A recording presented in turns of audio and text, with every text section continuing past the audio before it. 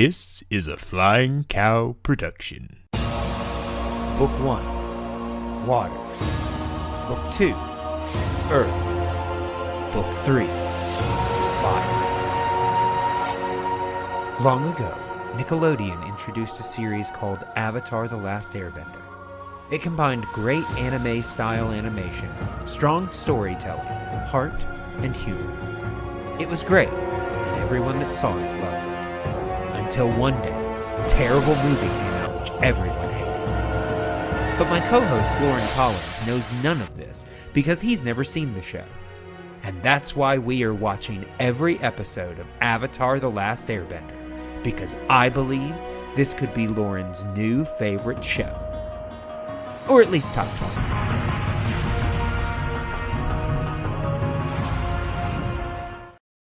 Well, hello, and welcome back to Comets and Cabbages, the Avatar: The Last Airbender podcast review show here on the Flying Cow. I, of course, am the Flying Cow himself, Clay Johnson, and I'm a good fire sage, I promise. Hi, everybody. I'm Amanda Van Heil. I'm cold and could use some firebending powers right now. And I'm Loren Collins, and I am still faithful to the Avatar. There you go. All right. So, yes, we are here to talk about the second part of this episode, Winter Solstice, Part 2, Avatar Roku. And I will say, again, I'm not trying to, give anything away or anything like that, but I kept thinking that this was a different episode. For some reason, I keep confusing this episode with the episode that happens in season 3. Amanda, if you know what I'm talking about, more of like the backstory. I know. Okay, I know which one you're talking about. Yes. So I was like, oh wow, okay, this is gonna be fun. We're getting here already, and I'm like, oh nope. That's a whole book ahead. Yeah, two books. Really. Yeah, that's not till towards the end. I was like, oh, okay, yeah, no, we don't get nearly as much backstory as I was thinking we were gonna get. But we do get kind of a propulsion of the series. So this is a very important episode. But yeah, so let's go ahead and let's not mess about. Let's just jump right into today's episode. So this one was directed by Giancarlo Volpe and written by Michael Dante DiMartino, one of the show's creators. And it premiered April 15th, 2005. See, they made you a whole week to find out what happened with Roku and that shit. We don't do that. Not a whole week. No, maybe a day, maybe an hour. I don't know.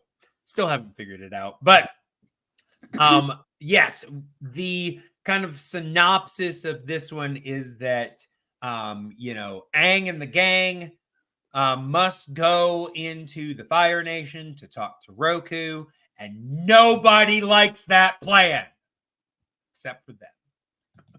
Obviously. I mean, I kind of like it because I'm cold right now, but Right. Yeah. I wonder, is the Fire Nation like a constant like summer? If so, then I want to live in the Fire Nation. Oh, I don't. I could totally live with like constant summer. Honestly, I mean, I don't know that I want to live in the North or South Pole, but like the idea of like a cold climate water nation type that vibe. Sounds terrible. I'd much rather be cold than hot. I hate being hot. I can't get warm, so I need the Fire Nation. Oh, see, like I can't function when I'm too hot. Gotcha. So like I just lay there. I'm like, yeah, no. What about you, Loren?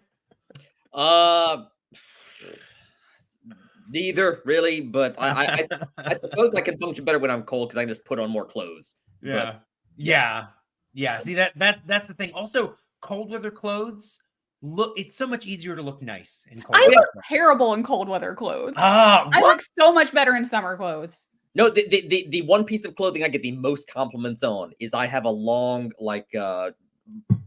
navy blue duster jacket that I got from Plato's Closet for like $40. Yeah. It's like several $100 can- coat.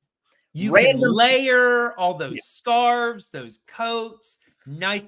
Also, I don't like short sleeve clothing. Yeah. I mean, t-shirts, fine. But like I see people with short sleeve button downs all the time. And I'm just like, are you going to a Jimmy Buffett concert? Like what's the deal here? Yeah. Like I'm just like, I don't get like I will wear my long sleeve stuff and if it's hot, I'll roll up the sleeves. I personally think that looks nicer. But that's me. I just don't like anything touching my arms as I'm wearing a jacket because I'm cold and I'm like having to go back and forth between getting just warm enough to take it off because I hate stuff touching my arms. And I just look really out of place. I don't know. I just look anytime you put me in like winter and fall stuff, I just look weird. See, I actually almost wore my jacket on the recording because I like it. It's nice and cozy. Yeah. I like jacket long sleeve shirts. I don't like shorts. I almost never wear shorts. Oh, I love shorts. Yeah. I don't mind shorts. I don't need to wear shorts or hate to wear shorts. I'm more just like, oh, it's hot. Oh, I'll wear shorts. Oh, it's cold. I won't wear shorts. No, I need to be compelled into it. Like a couple years ago when we went to Disney World, on like the second or third day, it's like, okay, I give up. Jeans was too hot for Disney World. I will wear shorts. The first time my husband and I went down together was our honeymoon, and I explained to him, I was like, you have to pack shorts. I know you don't like wearing shorts. You will need them in Orlando, I promise, because we're going in August. Dan doesn't like showing off those legs, huh? No. Here I said we were going to jump right into the episode, and here we are. Here we are talking about shorts. They're comfy and easy to wear. That's all right. That's all right. But yeah, so they have to go into the Fire Nation. Like I said, we're just going to jump right into this episode. I will say we're also, a lot of times we will kind of tackle the two storylines of what Aang and the gang are doing. I like that, Aang and the gang. We'll tackle their storyline kind of separately and, maybe talk about Zuko's storyline, a little bit here and there. But this time they're very interwoven. So we are maybe not as much as the episode does, but we are going to zigzag in and out of both storylines because they're very connected. It's important to know what happened in, Zuko's storyline before you get to that point in Aang's storyline. So, yeah. But yeah, like I said, at the end of the last episode, obviously, Aang let Sokka and Katara know that, hey, we're gonna have to go into the Fire Nation. And at the beginning of this episode, he's basically deciding, you know what, I don't want to put my friends in danger. So Appa, you and me, we're gonna go do this alone. And Appa's like, I'm not leaving my friends. My friends are not here. I'm not going anywhere. Honestly, in this moment, Appa reminds me a bit of my dog. My dog Teddy. He's so manipulative because he does this thing where he'll be like, "Hey, I need to go out." And, it doesn't happen so much like in the middle of the day, but early in the morning or like late at night, like when it's dark outside, he'll be like, "Hey, I need to go out." And then you'll take him to the door and you're walking through the door and he'll just sit there. And he will not move until you walk up to him and give him some sort of affection.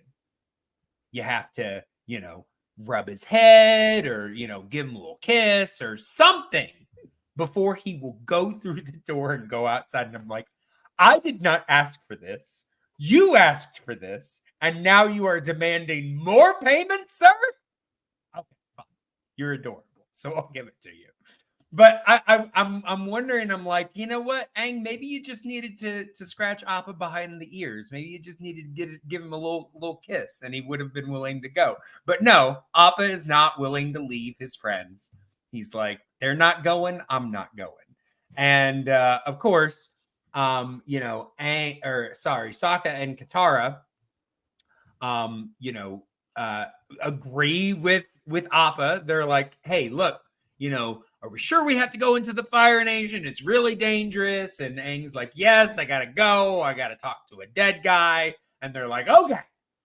So the villagers are like, cool, we'll help. We'll give you guys supplies and everything. I love the take, because he's like, okay, if you're gonna get there, you gotta hurry. It's like, this island you're going to, the Crescent Island, I think it's called. They're like, it's far in the Fire Nation, so if you're gonna get there in time, you gotta go. And Aang is about to say, oh, thank you, and he's just like, go. He's like, don't stop. Did you not listen to what I said? I told you gotta go now. Yes. He's just like, no time for thanks. Go. But yeah, so they take off, and I feel like this kind of undermines their whole journey to this point. It's just like, they're taking. We need to get up to, where are they headed again? The Northern Water Tribe. So they're headed to the Northern Water Tribe. They've been doing this for a while now. Yeah. But nobody go to the middle of the Fire Nation? No, we can do that by tomorrow afternoon. Mm-hmm.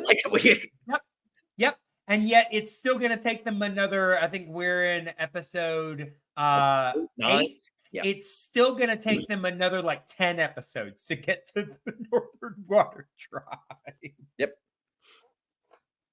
It's like, especially, we'll talk about it, but especially after this episode, I'm just like, what the hell are you guys doing? You guys got all the way to the Fire Nation in one episode, and it takes you 10 to get to the. Oh, geez, Aang, you just don't have a good sense of timing at all. You got no rush, buddy. Especially after the events of this episode, when they're told, there's a ticking clock. The world may end. Yeah. Take your time.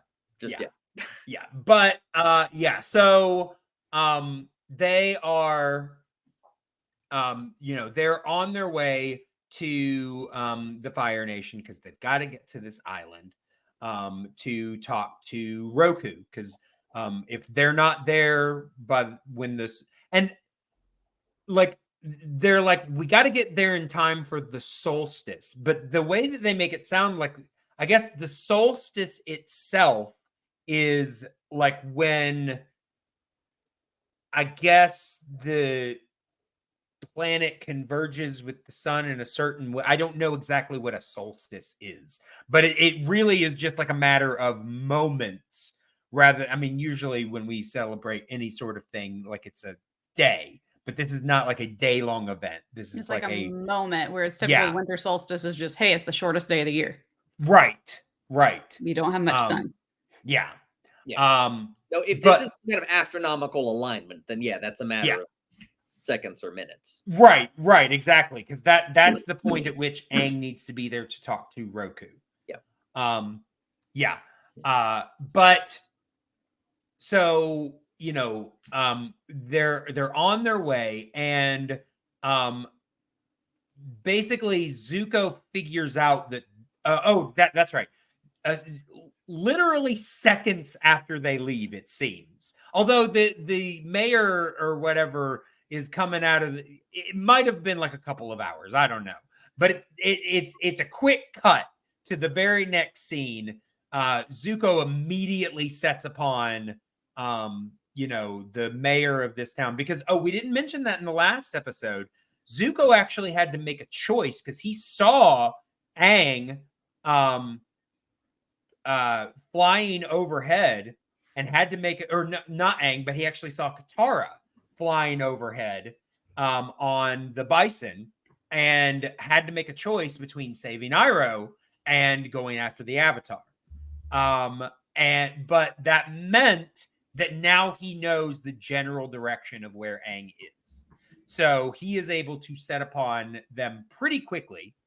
And now it just cuts to Zuko knows exactly where to go. I'm just like, geez, that village ratted Aang out fast.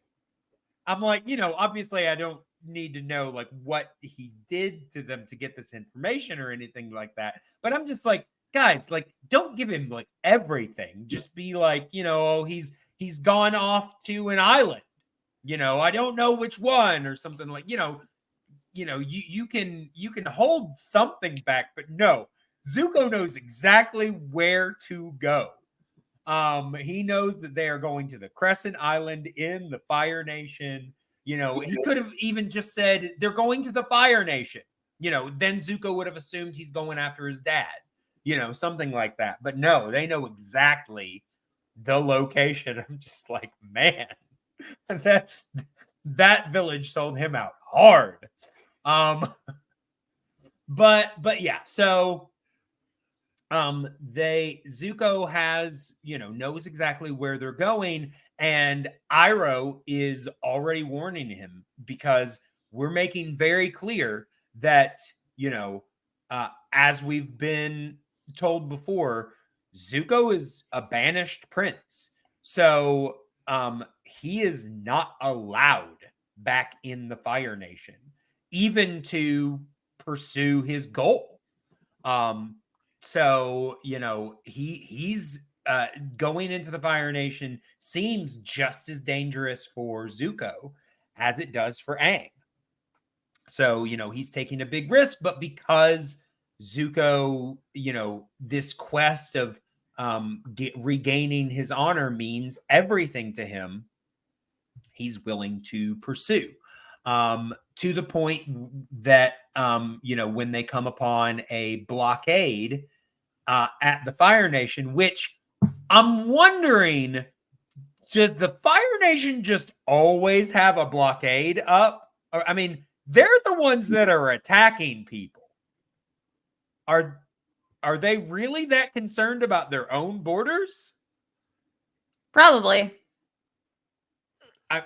And do they have a blockade like throughout the entire ocean, or just like the portion that they decided to specifically fly through? Right. Yeah. Well, and also like Zhao is on it. And we know that Zhao is not typically on this blockade, which makes me think that maybe this blockade was set up specifically because they knew the Avatar was heading this way. But we had no clue to set that idea up.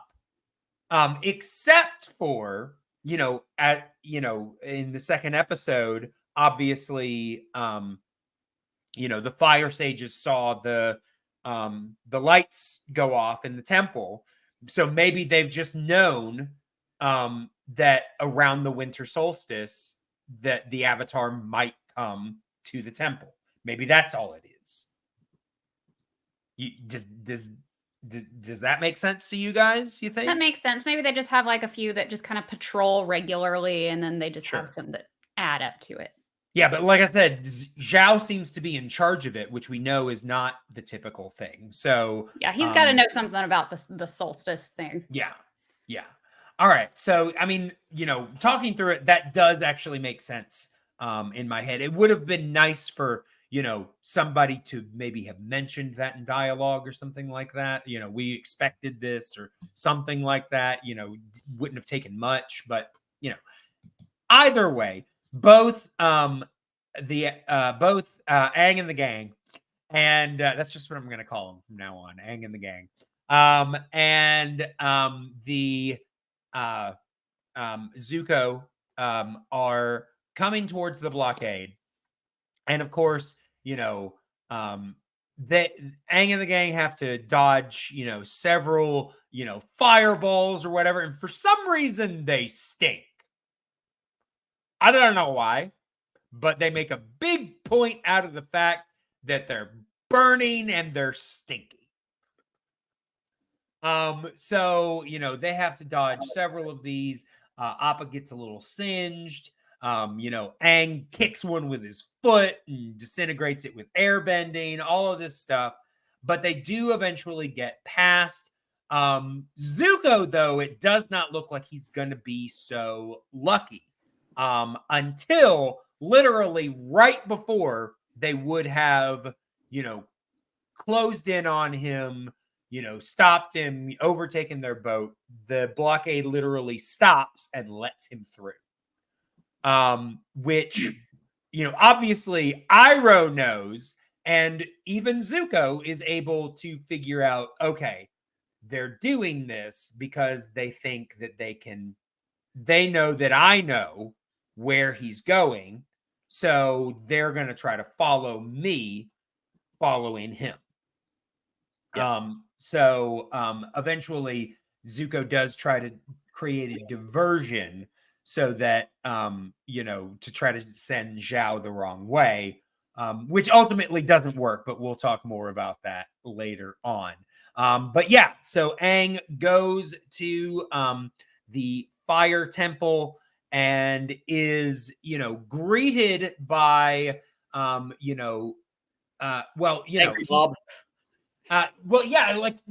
So he goes to this temple, and I don't really know like what he was really expecting, because obviously it's in the Fire Nation, so you might assume that anything in the Fire Nation is going to be hostile, but it's also the Avatar's temple, so maybe they're on his side, could be possibly kind of thing. But he is got to find sanctuary in the Fire Nation. It's going to be in a temple that's devoted to him. Devoted to the Avatar. You would think, I mean, you would assume that the Avatar temples are not are kind of neutral based on other nation stuff. They serve the Avatar. Yeah. And I think that initially that's the way the Fire Sages were supposed to be. Yes. Obviously, we get a little bit of background as to why that changed. But, somewhere in the last 100 years, the separation of church and state in the Fire is broken down. Yes. But yeah, Aang is greeted by a crowd of angry Fire Sages who are intent on stopping him from reaching and talking to Avatar Roku. And I mean, if you're watching the video, these guys got some grumpy faces. It's good design on these guys. Yeah. They could give classes on grump. I can tell you that right now. But Fire Sages aren't doing a great job of like recruiting younger Fire Nation people because they all appear to be like senior citizens hanging out there. Yeah. Oh yeah. No, they're all, I mean, I'm thinking, well, I mean, obviously, it seems to be a generational thing. We hear later on that, one of the Fire Sages, his dad, his grandfather was a Fire Sage. So this seems to be a generational thing that just is kind of passed down kind of thing. So I'm guessing that the families are just somewhere else. Elsewhere in the building, yes. Yes. Or, elsewhere on the island or something like that. Who knows? But yeah, so, they, like I said, are intent on keeping Aang from, reaching the inner temple, because they know that if he gets to talk to Roku, that he's going to gain something. They seem to think that he's going to gain some form of power or something like that, that Roku's going to tell him something.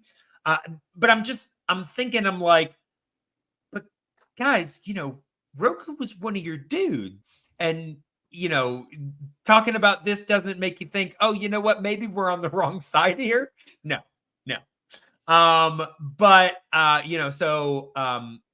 Aang and Sokka and Katara, they start to run from the Fire Sages, and one of them calls out to them and tries to get them to stop, because he is actually wanting to help them. And okay, so this guy's name is Fire Sage Caillou. But I got something in my head. And so from now on, ladies and gentlemen, let me introduce Fire Sage Caillou. Oh no! Oh no. Yes. Such so a shame to the Fire Nation. we got Fire Sage Caillou, and he's just such a pleasant fellow. I even wrote him his own little jingle. I'm just a fire sage. I'm full of heaps of rage. I like fire. I'm Caillou. Caillou. Caillou. He's got the bald head. That seems right for a monk. I admit that. Sorry. Just the moment I came up with that, that's all I could think about. So yeah. So I'll give it to you. overboard. The title of the episode is Fire Sage Caillou, but yeah. Fire Sage Caillou, absolutely. But yeah, so Fire Sage Caillou wants to help them because he's the one Fire Sage, and he tells them, he's like, look, after the Avatar didn't come back, the Fire Sages, became very dejected and upset, and basically, the Fire Lord was already making us do his bidding. So most of them just kind of toe the company line. That's just what they do because they, have become hopeless, But my family kind of never lost hope. And I basically decided that if the Avatar ever showed up, didn't matter, I was going to serve him. And so he decides to help Aang try to reach Roku. But wouldn't you know it, they get to the temple and they've locked the doors, those crafty sages. But Fire Sage Caillou is not ready to give up. They're trying to figure this out. He does explain though that it's built for either a fully realized like full power Avatar to open or 4 separate or was it? It was 5. Five separate sages, which tells you how powerful an Avatar is. Yeah. That it can either be this one guy or 5 guys. So imagine him like that fire, an Avatar, just like one from each finger. Just I wonder why they couldn't do that. Honestly, just.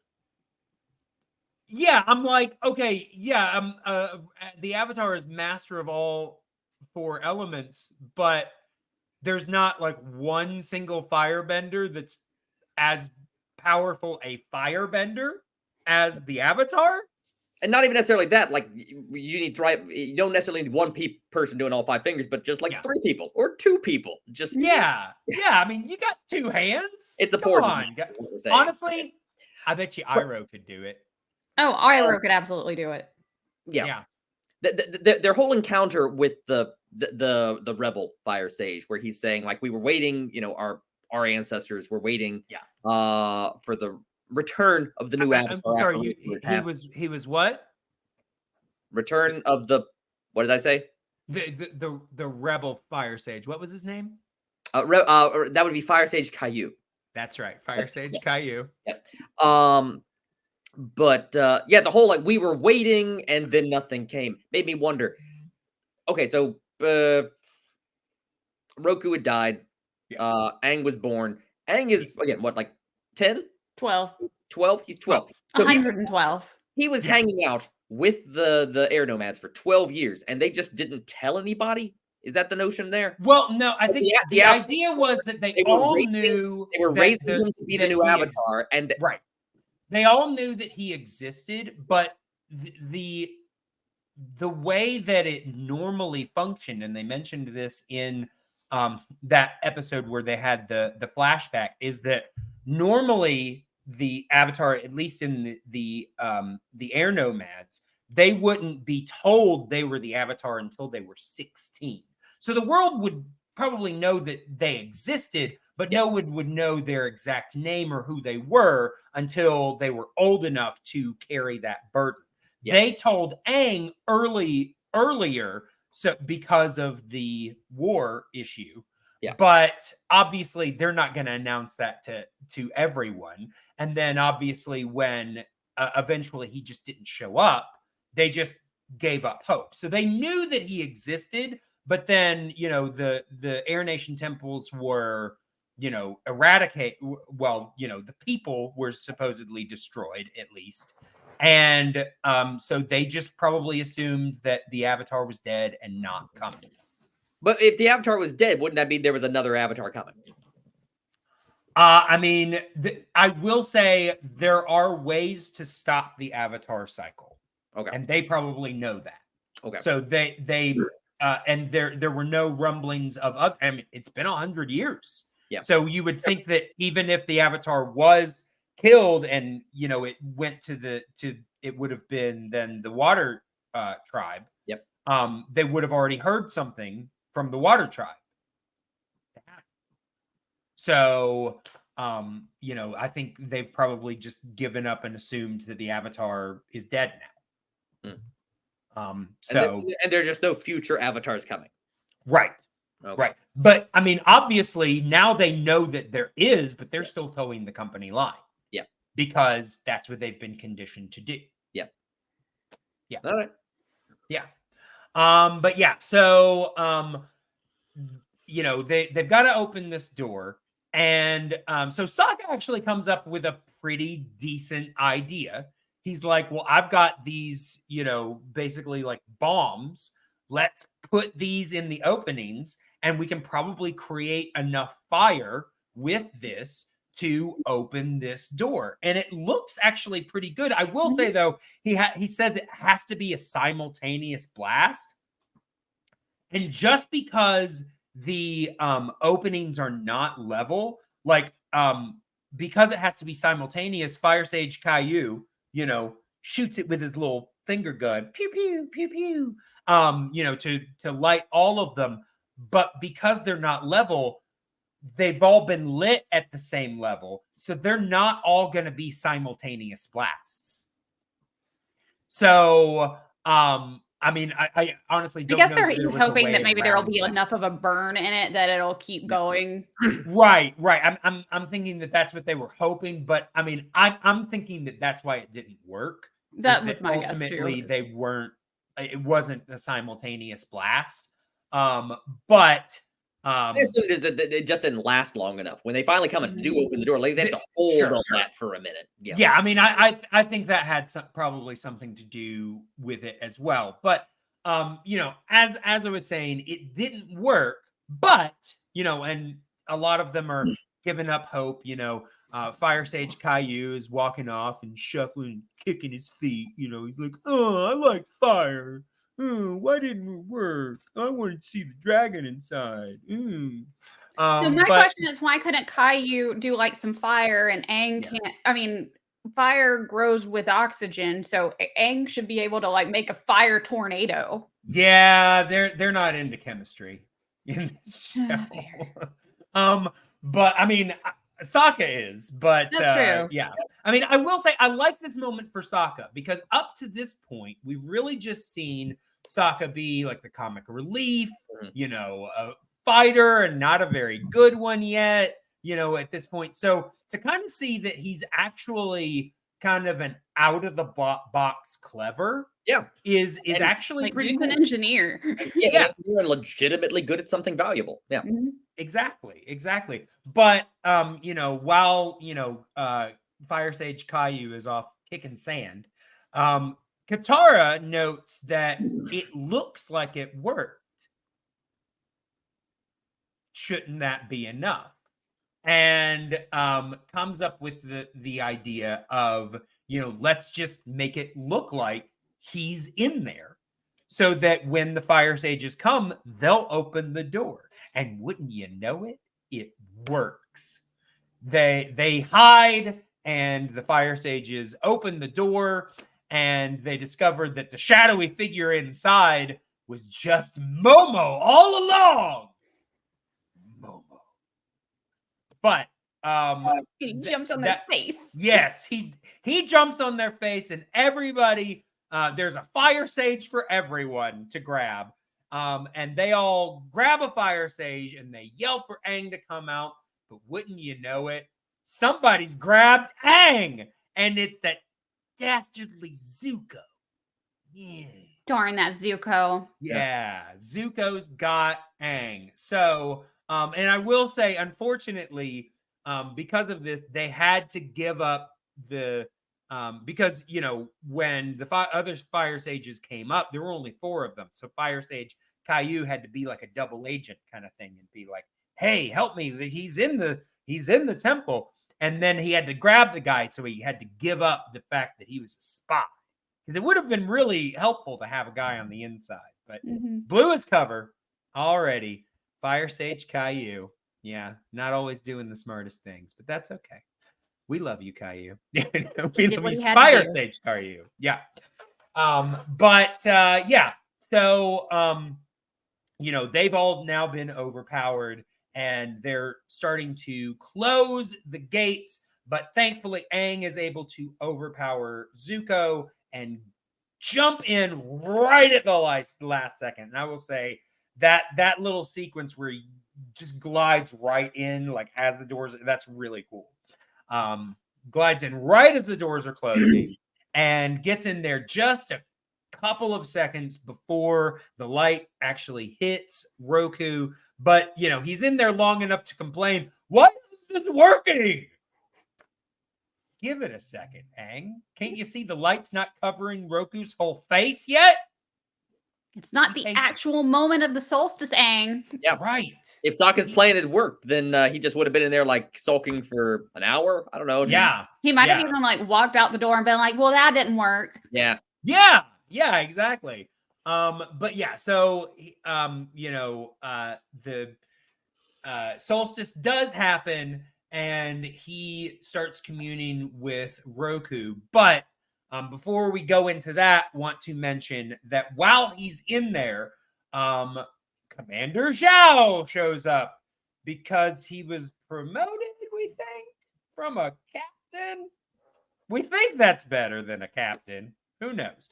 But Commander Zhao comes in and basically takes control of the situation, and is basically just like, when the Avatar comes out, I'm gonna take him, I'm gonna get all the glory, and I'm gonna turn in Zuko, and everybody's gonna love me, power, because that's what Zhao is all about. He totally said that too. He said, "Everybody's gonna love me." Yeah. That's his catchphrase. Everybody loves Zhao. I mean, I'm sure Jason Isaacs has said that a few times. Everybody loves Zhao. Yeah. Yeah. So, anyway,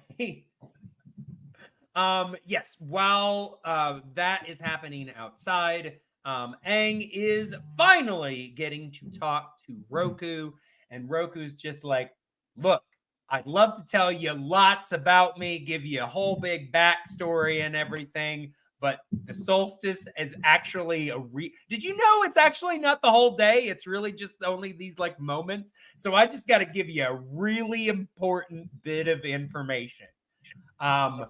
There was a comet that came by like 100 years ago. Yeah, that's actually when the war started. That's actually how, Fire Lord Sozin was able to gain the footing that he did. That comet's coming back. And Ozai is probably going to use that comet to end the war and just kind of be in control of the whole world. So if you're going to stop him, I want to do it before that. Be a good idea. So now, as we mentioned, Aang has a clock on him. Now, we know this is the winter solstice. It's the end. I believe they said the end of the summer, correct? Yes. The end of the summer, Sozin's comet is going to return. So I'm going to say conservatively, he's got about 6 months. Yeah. Do we know what season it currently is? I mean, we know it's the winter solstice. Oh, that's So right. it's- My mistake. Okay. I believe that's what, midwinter? Yeah, that's typically December 20th, 21st, somewhere around there. Okay, so we'll say he's got 5 to 6 months. Right. Which if it's end of the to- summer, though, he's got until like September. So he's got Yeah, like you got like 9 9. months. Yep. Yeah. Okay. So yeah. So about half a year, somewhere around there, to To get Uh, good. yeah. Well, and he makes later Sokka makes the point. He's like, oh, so it took you like 12 years to master airbending, your given skill. So you've got about 6 months to master 3 more that you haven't even started yet, and destroy and stop the Fire Lord. Yeah, we can do that. At least someone's thinking realistically. Yeah. I mean, but I will say I like this episode because I think Loren has mentioned it. What's been the most frustrating to you, Loren, you've said, is that there really isn't much urgency. There really isn't. I mean, there's an overall goal eventually, but it's just kind of meandering, and it's like, are we just going to be visiting a lot of people? Are we not going to be? But now we have set a clock on this thing. Yep. We got to get this done. Again, You know what the consequences are. yes. Yeah.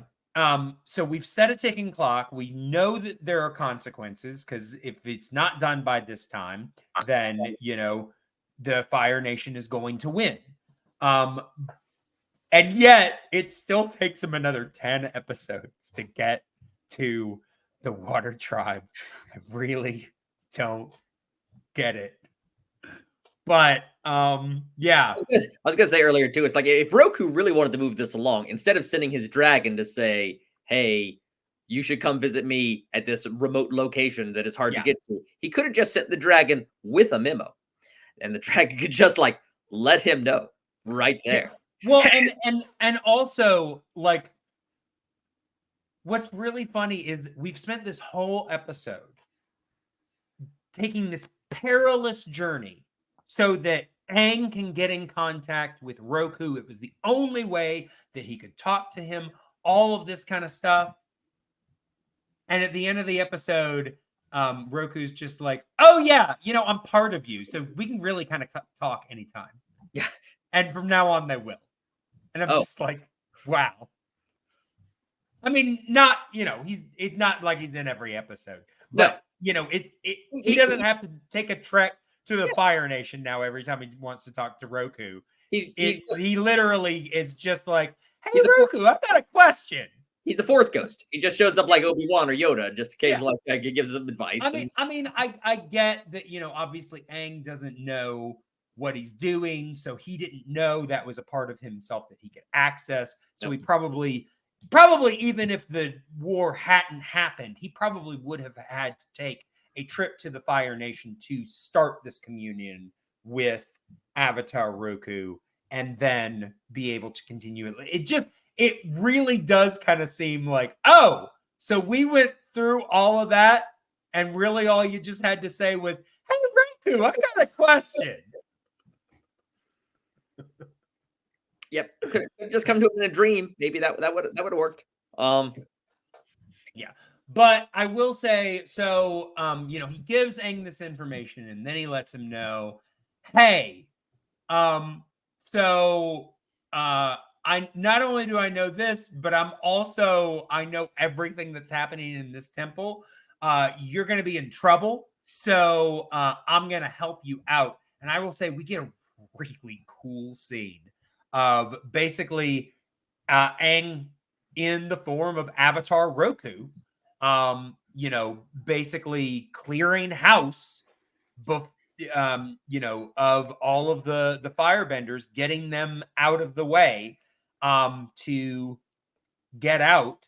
And I will say then Fire Sage Caillou shows that he's got a little bit of clairvoyance too, because he's just like, Avatar Roku's going to destroy the temple. We got to get out of here. And I'm like, When did he tell you that? They just talk on a regular When basis. Yeah, it's They're like, friends. hey, so I got some information on the down low. He's gonna destroy the temple. We got to go. Yeah, he forgot I to will- tell you that, so he told me to tell you. Yeah, Yep. I will say though, they just run off and leave Fire Sage Caillou. He's just chilling and probably gonna go to prison now. They don't even I think for the first little bit they're all running together, and then they get separated and they go after everybody but Fire Sage Caillou. They're like, he's good, he'll be fine, he can take care of himself. I'm just like, it kind of, it might have been a good idea. It's like, hey, I'm gonna have to learn firebending. Might want to take around a friendly pocket firebender, who is not safe in his own land. But And I mean, no. it will take a while for word to get out that Caillou is not really a friend of the Fire Nation anymore. So that he could be their ticket places. Yeah. I will say all of the other Fire Sages know, so they're probably going to spread it around pretty quickly because they're also going to get taken to the Fire Lord, and not good. But yeah, so Fire Sage Caillou gets left behind, and Zhao makes it clear that he's going to brand all of them traitors. Doesn't matter. Mainly because he's angry. He did not get his hug that he wanted. And he's not going to get his pat on the back from the Fire Lord. He doesn't get his promotion. He's angry. Angry now. Nobody loves him. Yeah. I want to see him But- stomp around going, Zhao, angry. This is an opportunity to ask something I was afraid to Google, which is remind Okay. me, what is Zhao's relationship to Zuko and Iroh? I don't think they have a personal relationship. Oh, I think he's not another relative. No. Oh, okay. He's just another person in the fire. Obviously he's in the Fire Nation army. Yeah. He's a commander. So Yeah. I think he I think he only respected Iroh because he thought Iroh could help him. Yeah. And he disrespects Zuko because Zuko has been disgraced.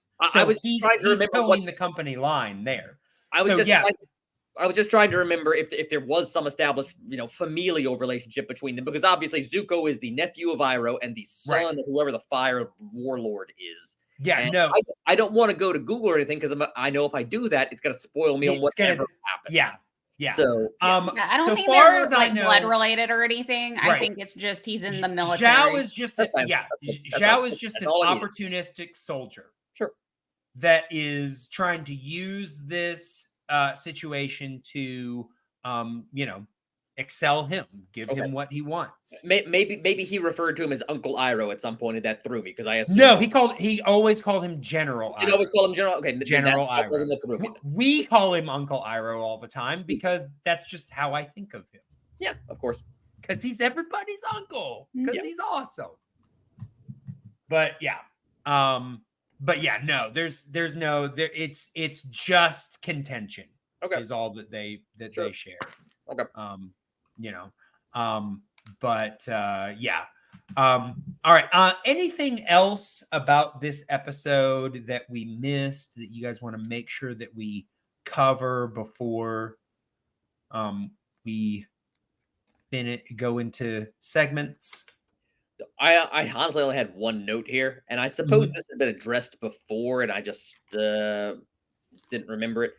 But I knew Zuko was on the outs with the Fire Nation. I'm not 100% certain if it had been established before that he was banished, not just.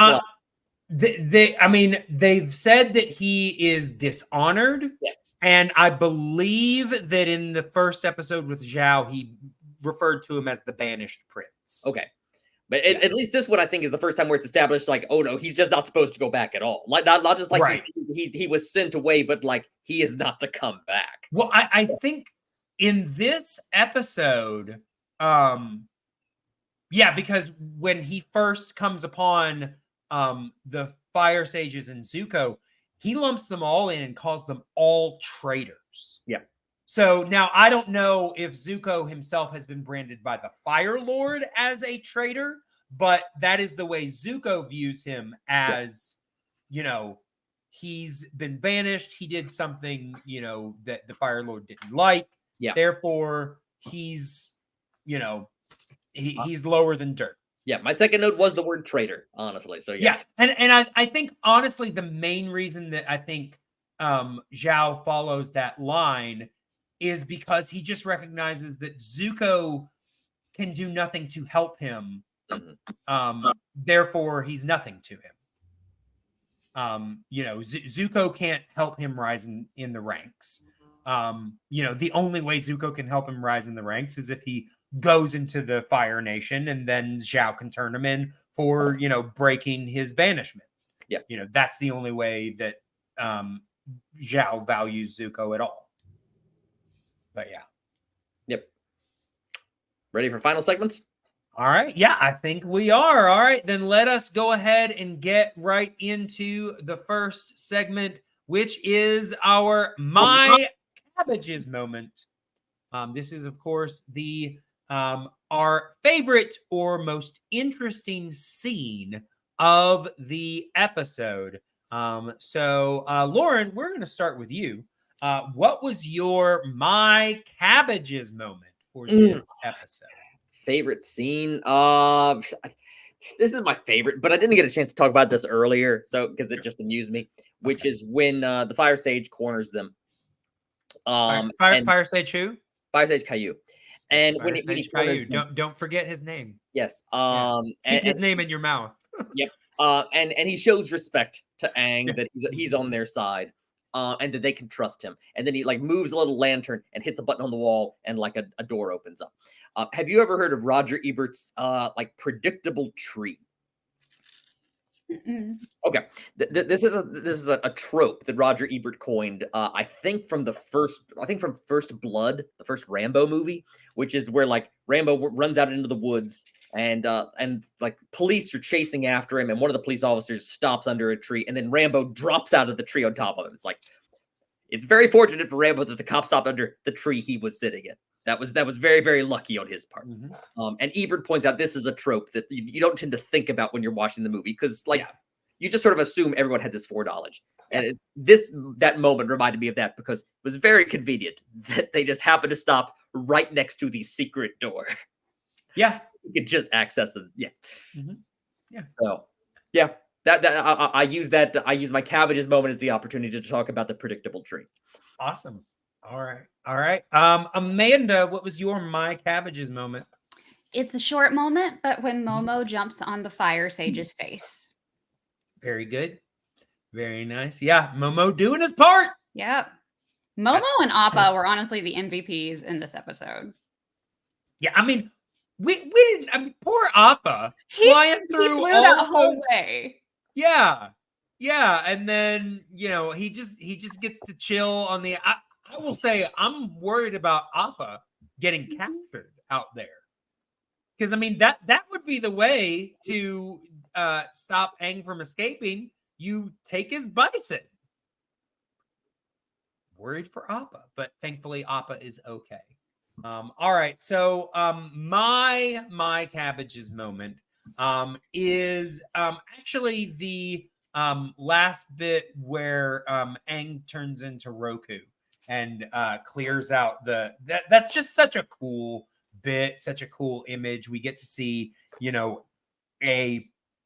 obviously we've seen, Iroh doing some pretty badass firebender stuff, but we are seeing a full Avatar firebender, just wreaking havoc and, just destroying and clearing out the firebenders and all that kind of good stuff.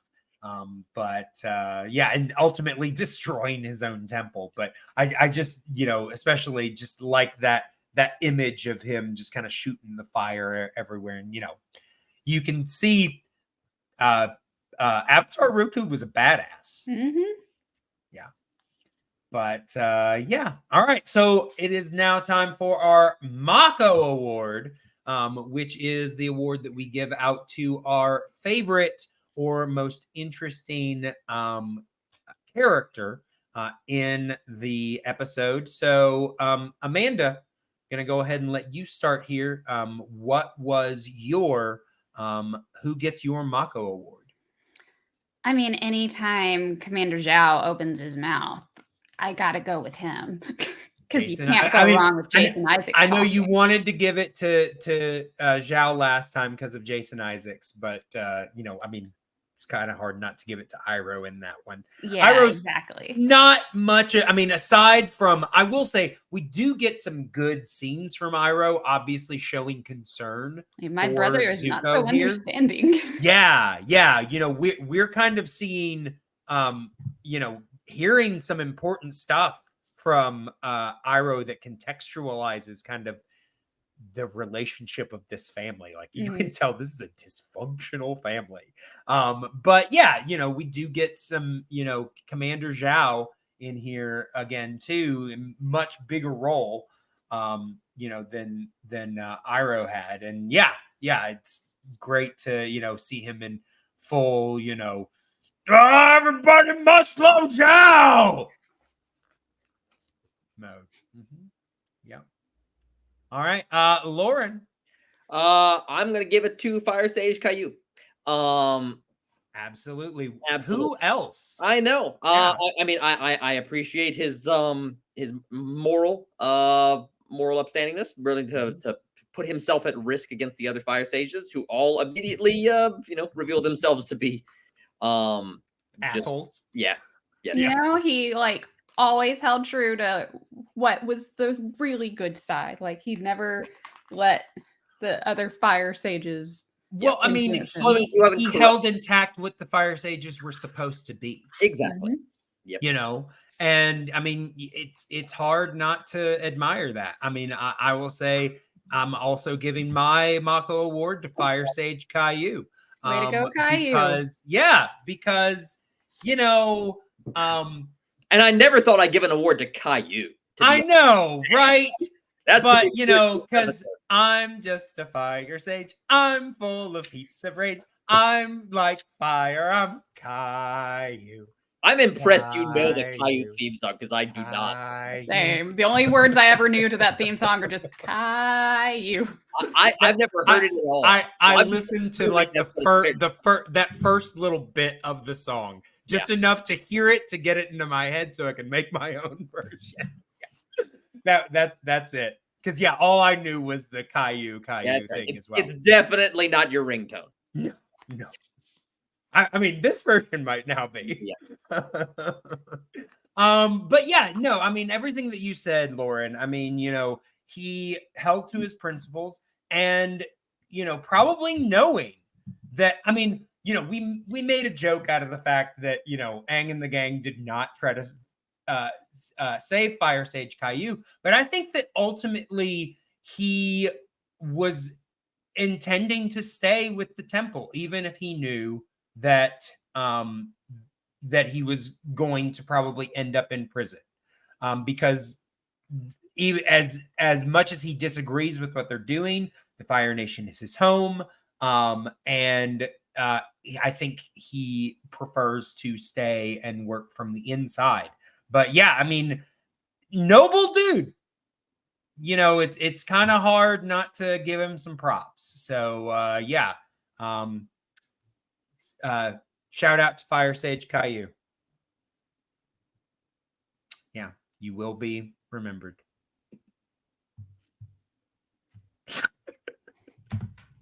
All right, so let us go ahead and rate this episode on the Avatar State meter. We can rate it anywhere from a 1 to a 5. 5 being the best, the show at full power. or one being the worst might deal it a fatal blow. So let's see. Loren, what are you going to give this episode? I'm going to give it a 4. I thought it was perfectly solid. Not on the one hand, it gives like I said earlier, a map for the series going forward. I appreciate that. It did still ultimately feel like a partial episode. That's why I think this has to function as like a part 1 and part 2. Both of these feel like partial episodes to me, to some extent. But no, it set up some valuable stuff going forward. And also, I did rewatch part of this one before we recorded. Sure. Because I had so few notes on it. Well, I wanted to see more of Fire Sage Caillou, right? Yes, exactly. And but I kind of like just the whole atmosphere over the whole thing. I think just because it's set in the Fire Nation, everything kind of had this red tint to it once they were in there. And I just like that. Well, I mean, the temple is in a volcano. That too, yeah. But I just liked how that animation looked as a result. It had a different feel from everything we've seen so far. Yeah. So, yeah, good. 4. All right, Amanda. I'd say I'd probably give it like about a 3.5. I think it was a really good one. I think it was an important episode, but it's just not one that, like, if I think about what were some of my favorite fun episodes of Avatar, this isn't the first one that pops into my head. Sure. Yeah, I will say it's also not one that stands out for me. I mean, like I said, I was thinking it was a different episode, so I forgot actually what happened once Aang, got into the temple. But I do think that it is still a very important episode. And as I'm watching through these, I'm finding that I like some episodes more than I remembered, and that some of them are more boring than I remembered. And this is one that I'm finding that I liked more than I remembered. So I'm gonna go with Loren here, and I'm gonna say that this is a 4 as well. So I think, Amanda, this is the first time that you've given the lowest rating. Yeah, I think so. Because I mean, Loren usually gives the lowest rating. Right. I've given the lowest rating at least once. Yeah, I can't believe I'm giving a lower rate. I know. Lower one than Loren. Well, I'm pretty sure some of the ones that are coming up are going to be like, this one's great. And Yeah, exactly. Like, oh honestly, my gosh, make this one end. Yeah, that's the only reason I didn't go any higher than a 4, because I'm like, I know there are some coming up. Yeah. Especially in later seasons that I'm just like, yeah. Amanda's going to be, this is great. And I'm going to be like, why am I still doing this podcast? Yep.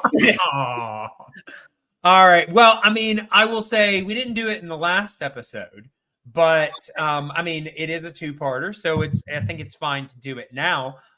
So Loren, it's time for the most important question. Yep. Is this your favorite show? Well, no, it is not. Has it at least reached your top 800? Oh, but top 800. Ooh, yeah, I think so. I think it has. Yeah. All right. Progress. Yeah, we're getting there. All right. Okay.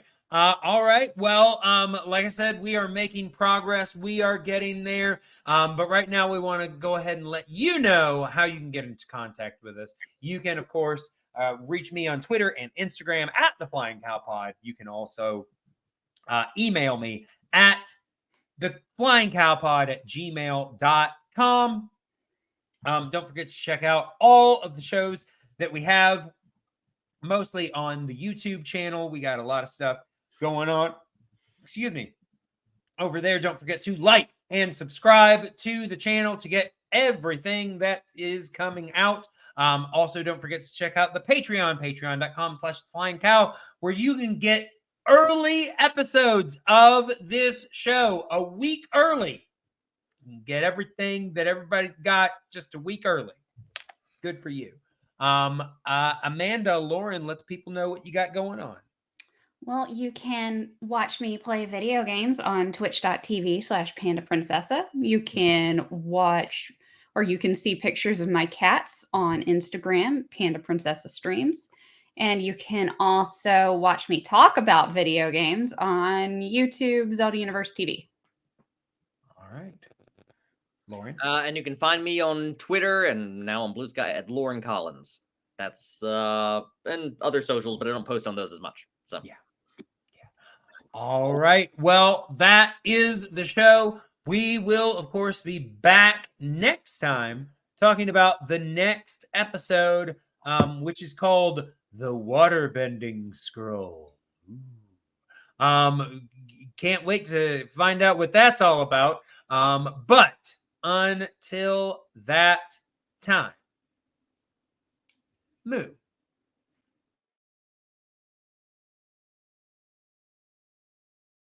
Moo.